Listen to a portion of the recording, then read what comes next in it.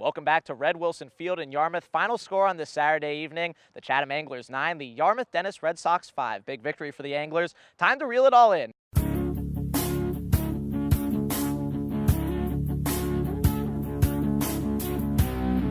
Herz and Drew Carter back with you. Chatham had some solo homers early in this game, Drew, that allowed them to build up an early lead. Nick Patton in the 4th inning and Jeremy Pena in the 5th. Nick Patton finally back in the home run column, Max, after he had a couple home runs. June 18th in that doubleheader against Wareham. Finally gets another one now that we're in July. And, man, it was an absolute blast to straightaway center field. Jeremy Pena, the same story. Pena now has 2 home runs in the last handful of games. Hit one at Orleans a few nights ago as well, after not hitting one for the first few weeks of the season. If he can have some power in that bat, there's power up and down this Chatham lineup. Shea Langoliers is another guy with power as well. We'll talk about that a little bit later, too. Jeremy Pena's homer put Chatham up 3-1 in the 5th inning. Chatham starter Jack Perkins really good tonight. The righty from Stetson completed 5 innings, allowed just 1 run, 2 hits. Those 2 hits were the first batters he faced. From there, he retired 15 of the 16 YD batters. Flash forward to the 6th inning to the Chatham bullpen with a 5-1 lead. Chatham in a little bit of trouble. Chatham bullpen has really come around strong over these last couple of games, Max, but tonight it was a struggle again for the Anglers. Joe Linhart came in that 6th inning, allowed those 4 runs. His first runs of the season. He's been strong so far this summer,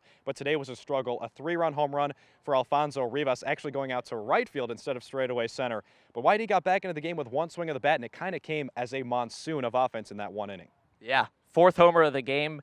Made it a 5-5 tie, the 3-run homer from Alfonso Rivas, as you said. But Chatham got the final blow. In the top of the 8th inning, the bases were walked, loaded. An intentional walk to Nick Patton loaded them up with nobody out in the top of the 8th inning of a tie game for Shea Langoliers. And the Chatham DH tonight put a grand slam on the board. His 2nd granny of the season to put Chatham ahead for 9-5. Yeah, when Shea Langoliers is in the on-deck circle, he's not used to being intentional walk to get to. I mean, Nick Patton is the guy with plenty of power in front of him to load the bases. Shea Langoliers maybe a little extra motivation after they intentionally walked the guy in front of him. Hits a rope out to left field, and the left fielder Carlos Cortez is a little bit of a shorter guy, 5'7", 5'8", nearly robbed that home run. And Shea actually said he did not think it was going to get out of the ballpark, but man, does that, he didn't see a clutch gene or what. Freshman year at Baylor, he was tremendous, and this summer, he's been probably the best player on the Anglers roster, and he's just been very impressive with 2 grand slams now already in 15 games. Chatham takes a 9-5 lead that holds up for good. Once again, the final score, Chatham 9, Yarmouth Dennis 5. We've reeled it all in here at Red Wilson Field. Chatham back in action Sunday night at 7 against the Orleans Firebirds at home.